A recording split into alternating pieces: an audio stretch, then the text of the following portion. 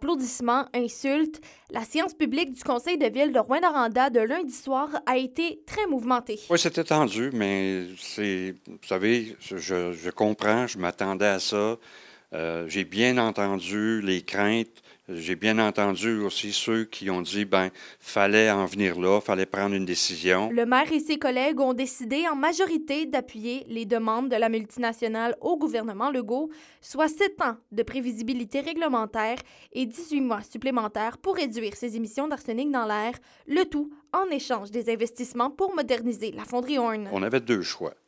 On attendait en 2027, et là, pendant ce temps-là, il n'y avait aucun investissement qui se faisait, où on donnait un accord que François Legault demandait. Je lui avais parlé durant la journée, on a eu une bonne discussion.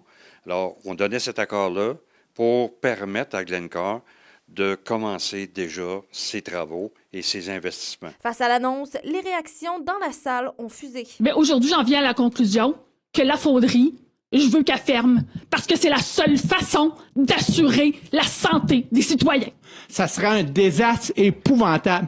On a une qualité de vie, on aime Rouyn-Noranda, on veut continuer à avancer. Si la mine Noranda aurait fermé, ça aurait été une catastrophe épouvantable. Les propos de la co-porte-parole de Maire au front, Jennifer Ricard-Turcotte, ont fait couler beaucoup d'encre. Ne nous parlez plus jamais d'attractivité. Parce que je vous jure que je me chargerai personnellement de saboter toutes vos campagnes de séduction pour attirer des gens dans notre ville que j'aime. C'est une métaphore, là, en fait. Ce qu'on peut comprendre de ça, c'est que on sait qu'en ce moment, la ville, elle manque beaucoup de transparence.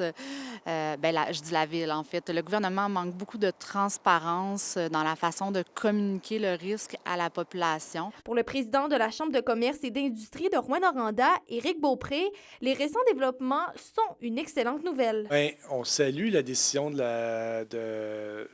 conseil municipal. On sait que ça n'a pas dû être facile de prendre cette décision-là.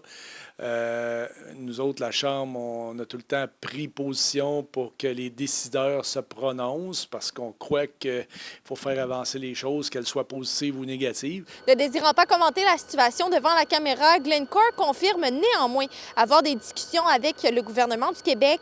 Le cabinet du premier ministre François Legault affirme avoir des échanges et se dit conscient de l'émotion suscitée par la fonderie Horn. Roxane Caillouette, RNC Nouvelles, Rouyn-Noranda.